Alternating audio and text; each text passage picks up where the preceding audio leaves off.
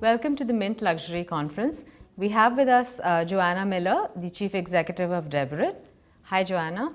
If you're in a business environment and I'm a middle sort of person, is there a certain etiquette or a way to deal with my peer vis-a-vis somebody who's above me and somebody who's below me? Any one or two golden things to sort of remember and keep in mind when you're sort of interacting with a peer and a person above and a person below, a level below? I think there's an overarching way to deal with all people, which is showing a level of respect and courtesy, and and being authentic.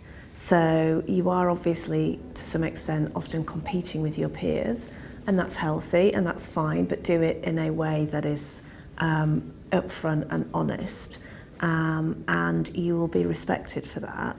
In terms of the workplace today, I think it's quite challenging, particularly for young people, because it always appears like a very flat structure.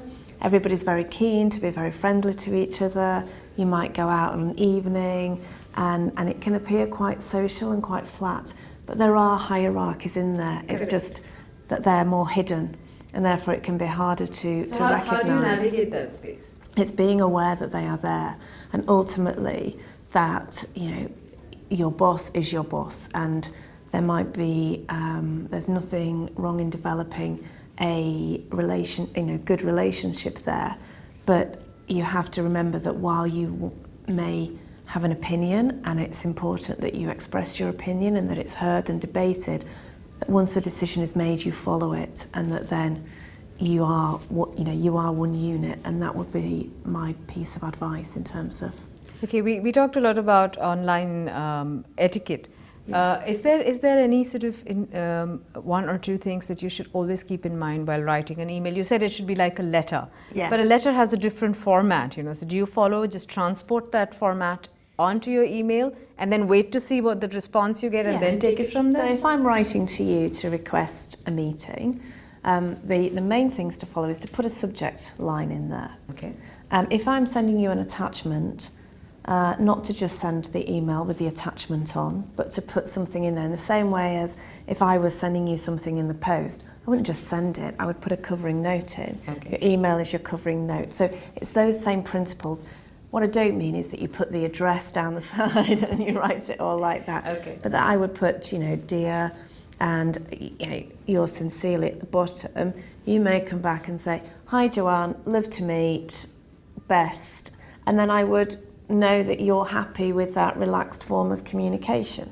One more question on emails. How often should you be emailing each other? Is it every time that somebody, so with the letter you would sort of respond, do you also do the same? Is there a close in an email that I've said that this is fine and that's the end of the question? Or do you acknowledge it and then they acknowledge it and then you, how do you do that? I think there's a time when it's just an acknowledgement and there's no need to respond.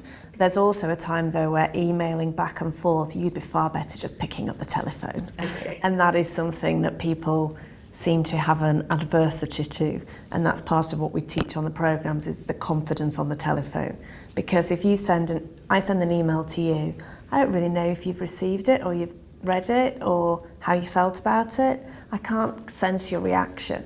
If I pick up the telephone to talk to you about it, one, I know that we've had the conversation, it's happened.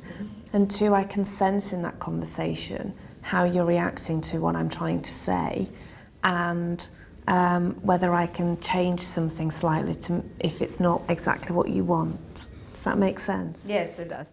What about how do you put people at ease? If you are not at ease yourself with somebody, how do you sort of, is there a breathing technique? Is there a mirror sort of exercise? How do you go out there if you're not comfortable? I'm presuming that people who come for these courses to start with are not at ease with themselves. And then you said one of the key things is to put the other person at ease. Yeah. So how do you do that? Often people are not at ease themselves because they're in unfamiliar situations. So you try and go through what those situations are.